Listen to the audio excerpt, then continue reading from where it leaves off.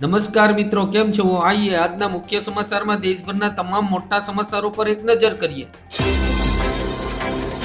ગુજરાતમાં ગરમીનો પ્રકોપ યથાવત, પારો 43 ડિગ્રી સુધી રહેવાની શક્યતા, ઉકળાટ યથાવત રહેવાની હવામાન વિભાગની આગાહી. ધોરણ 12 નું પરિણામ જાહેર, વિજ્ઞાન પ્રવાહનું 84.33% અને સામાન્ય પ્રવાહનું 92.71% પરિણામ. આસામમાં ફરીથી ભાજપ સરકાર, એનડીએએ બહુમતીથી આંકડો કર્યો પાર. હિન્દુ વિરોધીઓની આ સ્થિતિ થશે, ટીએમસીની હાર પર નવનીત રાણાનો કટાક્ષ.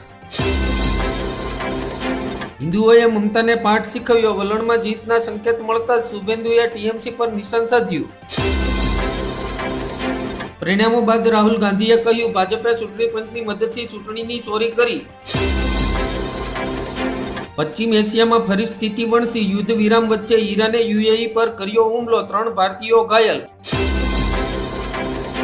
ઠંડુ પીવું મોંઘું પડશે, કેન્દ્ર સરકારે સોફ્ટ ડ્રિંક પરનો જીએસટી 28%માંથી વધારીને 40% કર્યો. અમેરિકાના નાક નીચેથી ઈરાને કાઢ્યું પોતાનું સુપર ટેન્કર, હોર્મોઝથી 2000 કરોડનું તેલ કર્યું પાર.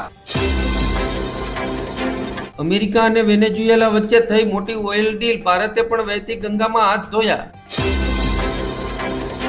117 માંથી 94 ધારાસભ્યો આપના સત્તાએ, ભગવંત માન સરકાર કેમ લાવી વિશ્વાસ પ્રસ્તાવ. ઓડિશા રાજ્ય સહકારી દૂધ ઉત્પાદન ફેડરેશને પ્રોસેસિંગ અને પરિવહન ખર્ચમાં વધારાને ટાંકીને દૂધના ભાવમાં પ્રતિ લીટરે 4 રૂપિયાનો વધારો કર્યો. શિક્ષણમાં મોટો ફેરફાર, વડોદરાની મહારાજા સિયાજીરાવ યુનિવર્સિટીએ શરૂ કર્યો એક નવો અભ્યાસક્રમ. હવે વિદ્યાર્થીઓને શીખવવામાં આવશે આરએસએસ અને પીએમ મોદી વિશે. જવાહર ચાવડાના નિવેદનથી જૂનાગઢમાં રાજકીય તણાવ ચરમસીમાએ, ઉંદર દીપડો ટિપ્પણીથી વિવાદ. બ્રિજભૂષણસિંહે મારું પણ શોષણ કર્યું, વિનાશ ફોગાટનો સનસનાટી ભર્યો દાવો. હવે તેઓ આ વાતથી ચિંતિત. પાકિસ્તાનની અર્થવ્યવસ્થામાં ઉથલપાથલ, ક્રૂડ ઓઇલના વધતા ભાવને કારણે ફુગાવો 11% સુધી પહોંચવાની શક્યતા. રાજસ્થાન રોયલ્સના માલિક બદલ્યા, આઈપીએલ ઇતિહાસની બીજી સૌથી મોટી ડીલ. અંબાલાલ પટેલની આગાહી, પશ્ચિમી વિક્ષોભોથી ગુજરાતના હવામાનમાં પલટો આવશે, 5 મે થી ભારે પવન સાથે હળવા વરસાદની વકી. ગુજરાત બોર્ડનું 2026-27 નું નવું કેલેન્ડર જાહેર, ધોરણ 10-12ની બોર્ડની પરીક્ષાઓ વહેલી લેવાશે. અમરેલી પોલીસનો સપાટો, લગ્ન પ્રસંગમાં આતંક મચાવનાર કુખ્યાત યુવરાજ મકવાણા જેલ ભેગો, પોલીસે કાઢ્યો વરઘોડો. સોમનાથમાં ભવ્ય કોરિડોર પ્રોજેક્ટ માટે મેગા ડિમોલેશન શરૂ, 250 મિલકતો પર બુલડોઝર ફરી વળ્યું. કોલકાતામાં આજથી 60 દિવસ માટે પ્રતિબંધિત આદેશો લાગુ, કેન્દ્રીય વેપાર વિસ્તારમાં વિરોધ પ્રદર્શન અને મેળાવડા પર પ્રતિબંધ. ભાજપ 500 થી 700 મતો આગળ હોય તો ફરીથી મતગણતરી કરાવજો, મમતા બેનર્જીએ એજન્ટોને આપી સૂચના. સાવધાન, એક સાથે સહસ્રાવતી સિસ્ટમ સક્રિય, 7 દિવસમાં દિલ્હી, એનસીઆર, પંજાબ, હરિયાણા અને ચંદીગઢમાં તૂટી પડશે વરસાદ. કોલસામાંથી બનશે ગેસ, નહીં થાય પ્રદૂષણ, સરકારે બનાવ્યો 37,500 કરોડનો પ્લાન. નેપાળના પીએમ બાલેન્દ્ર શાહે લીધો એક મોટો નિર્ણય, દેશભરમાં 1594 રાજકીય નિમણૂકો કરી રદ. કેરળમાં સત્તા પરિવર્તનના એંધાણ, પરિણામ પહેલા સીએમ વિજયે સોશિયલ મીડિયા પરથી મુખ્યમંત્રી શબ્દ હટાવ્યો. જૂના વાહનો અંગેની નવી ક્રેપેસ પોલિસી, ઓટો સેક્ટર માટે મોટું સંકટ, વેચેલા વાહનોથી ગ્રાહકોને લાભ, કંપનીઓને જંગી નુકસાન.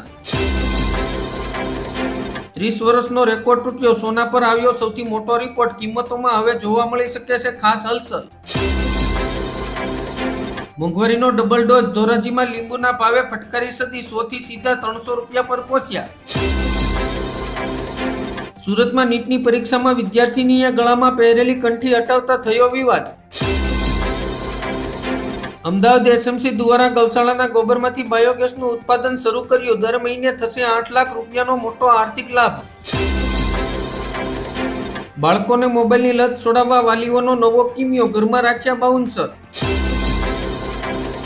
કેનેડાનો નવો વિવાદ, ભારતનું નામ જાસૂસોની યાદીમાં નાખ્યું, ખાલિસ્તાનીઓ પ્રત્યે દેખાડી કુણી લાગણી.